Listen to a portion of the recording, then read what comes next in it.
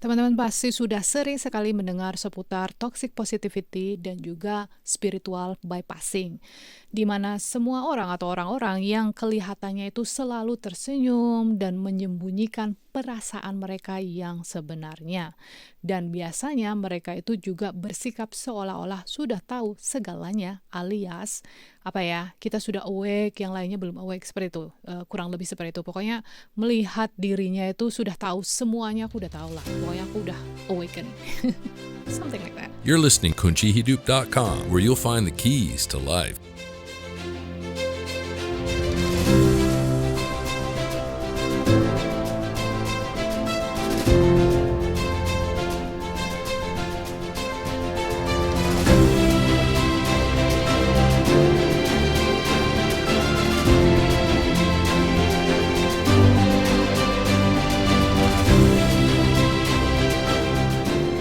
Nah, dalam topeng ini, segala sesuatu itu selalu digambarkan sebagai sesuatu yang indah, atau sesuatu yang sempurna, atau sesuatu yang wah, kayak gitu ya. Bahkan di tengah-tengah tantangan hidup yang penting atau yang berat sekalipun. Nah, ini adalah jebakan yang meyakinkan individu bahwa mereka itu harus selalu menjaga vibrasi mereka selalu tinggi dan sebisa mungkin jauh dari segala hal yang negatif. Walaupun pada kenyataannya mengakui dan menerima hal-hal negatif itu adalah bagian yang sebenarnya tidak bisa dipisahkan dari pengalaman hidup kita semua gitu. Memaksakan diri kita sendiri untuk tetap bersikap positif ketika sedang terluka atau tidak baik-baik saja, itu adalah hal yang menyebabkan racun atau toksik itu tadi ya. Nah, kemudian dia akan masuk ke dalam diri kita. Emosi itu perlu diakui, termasuk emosi yang menyakitkan atau yang negatif. Bagaimanapun juga kita itu kan masih manusia, bukannya mesin yang terprogram. Mengabaikan sisi gelap kita dan juga anak batin kita atau inner child akan menciptakan keterputusan diri kita dari diri sejati kita atau diri otentik kita. Nah, melepaskan topeng itu adalah langkah pertama menuju refleksi, kemudian penyembuhan diri, dan juga pertumbuhan pribadi. Dengan kita secara sadar terlibat dalam kejujuran internal, ini akan memungkinkan kita untuk menyembuhkan luka dan juga berkembang dengan tulus atau seseorang yang bersifat legowo dan juga apa adanya. Sedangkan kalau kita secara terus-menerus berpura-pura selalu positif atau baik-baik saja, hal ini akan menghambat kemampuan kita atau kemajuan kita menuju kesejahteraan sejati. Sekarang apa itu spiritual bypassing? Jadi spiritual bypassing itu adalah sebuah bentuk dari pelarian yang umum terjadi di mana seseorang individu biasanya itu akan menghindari untuk menghadapi emosi mereka yang sebenarnya ya. Jadi dengan berpura-pura bersikap positif misalnya, atau mungkin misalnya kalau ada rasa nggak nyaman gitu, afirmasiin aja deh, atau minum minuman keras, atau scrolling aja, atau makan. Nah, banyak sekali yang kayak gini ya, lagi putus cinta, gelo gitu ya, bukannya diselesaikan itu rasanya atau emosinya itu dirasakan sepenuhnya, hadir seutuhnya bersamanya dan diselesaikan kemudian diproses. Kebanyakan dari kita memilih untuk lari ke spiritual bypassing, misalnya yaitu tadi makan, atau mungkin beli kristal, atau mungkin baca ramalan dan lain sebagainya ya. Intinya banyak sekali aksi-aksi yang kita pikir arahnya itu sebenarnya membantu kita untuk merasa menjadi lebih baik dan selalu berada di high vibe dan selalu berada positif gitu. Tapi yang ada justru kita malah menjadi spiritual bypassing, karena kita bypass itu kan ambil jalan pintas ya. Jadi bukannya kita ngikutin alurnya gitu, with the flow, go with the flow, dengan siklus emosi kita itu tadi diselesaikan siklusnya, tetapi justru kita bypass, kita nggak mau merasakan rasa itu ya. Banyak orang yang tidak mau merasakannya karena memang nggak nyaman, itu satu. Yang kedua, kita nggak tahu bagaimana cara memprosesnya, dan kita lahir dalam sebuah komunitas atau lingkungan masyarakat yang melanggengkan bahwa untuk merasakan sebuah emosi itu sama dengan tidak baik gitu ya, atau jangan nangis, anak cowok nggak boleh nangis, atau apaan sih lu cengeng amat, lebay deh gitu aja marahnya gitu segitunya, dan lain sebagainya ya kan. Fenomena ini juga seringkali mendominasi komunitas spiritual di mana love and light itu selalu ditekankan, sehingga kita akan mengabaikan aspek-aspek kehidupan yang lebih gelap atau sisi gelap dari manusia. Nah, ironisnya mereka yang tampil tanpa cela seringkali adalah orang-orang yang sebenarnya paling bermasalah dan pandai sekali menutupi masalah mereka.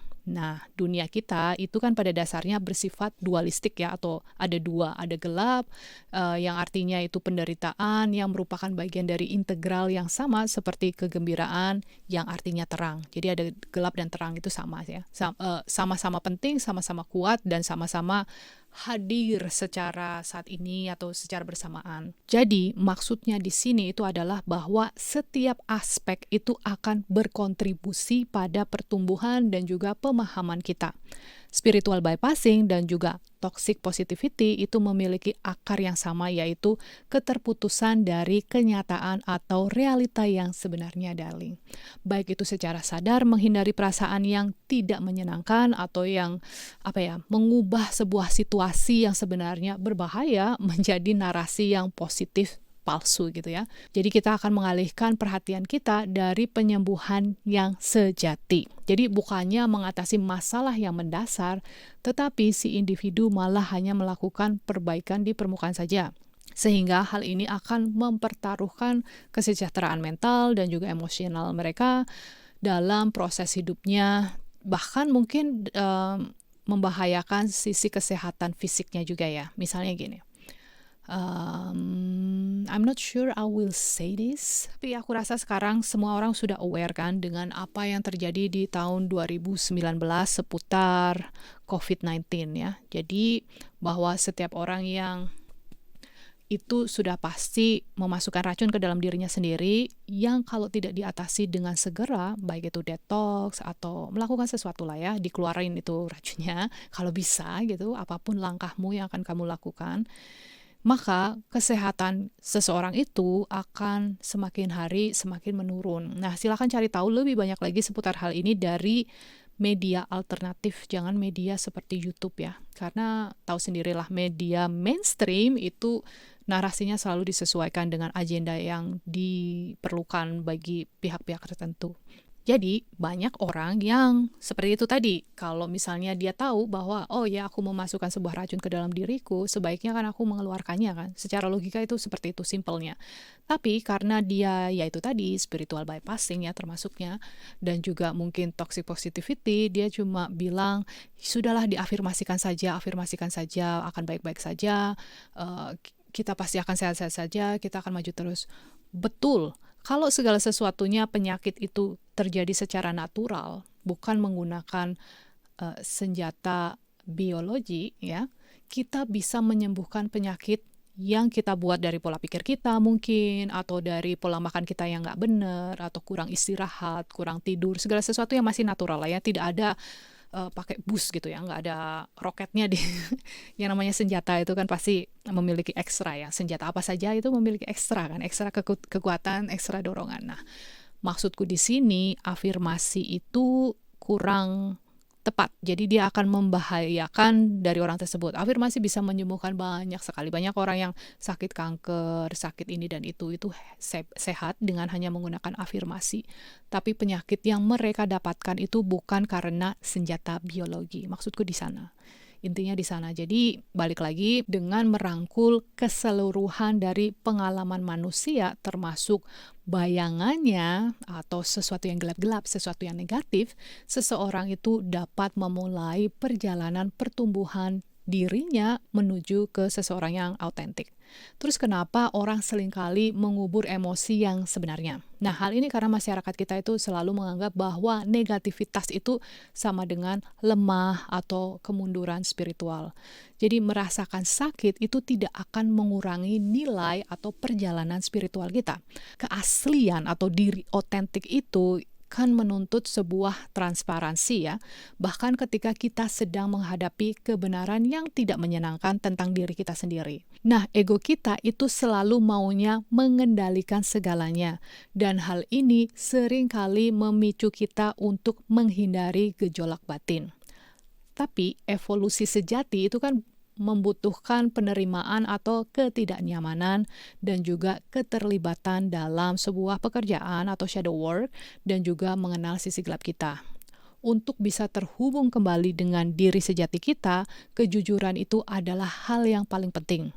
Jadi, dengan membiarkan diri kita untuk merasakan apapun rasanya secara mendalam, kemudian diselesaikan siklusnya, kemudian mengungkapkannya secara terbuka dan menghadapi emosi yang sulit secara langsung, maka kita pun akan terhubung dengan diri sejati kita. Nah, buat teman-teman yang sudah sering kali mengikuti proses aktivasi Kundalini, sudah pasti tahu dan sudah merasakannya lah, sudah tahu apa yang aku bilang ini ya, udah sering kali, udah pernah di sana, been there, done that, ngerti Mbak Des, ngulang-ngulang mulu gitu kan. Intinya dengan selalu menekan perasaan kita, baik itu dengan menggunakan pills, minuman keras, narkoba, video game, dan lain-lain, hal itu hanya akan memperburuk kekacauan internal.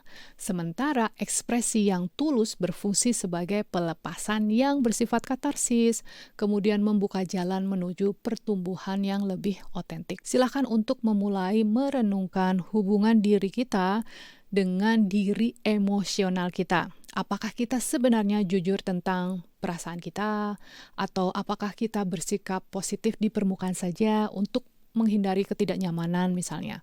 Coba mulai merangkul keaslian dan juga membebaskan diri kita dari kungkungan toxic positivity dan juga spiritual bypassing. Nah, kebetulan aku ada workshop untuk memulai pelajaran keaslian jiwa dengan format tantangan selama 33 hari. Jadi di workshop ini dilengkapi dengan jurnal shadow work berbahasa Indonesia.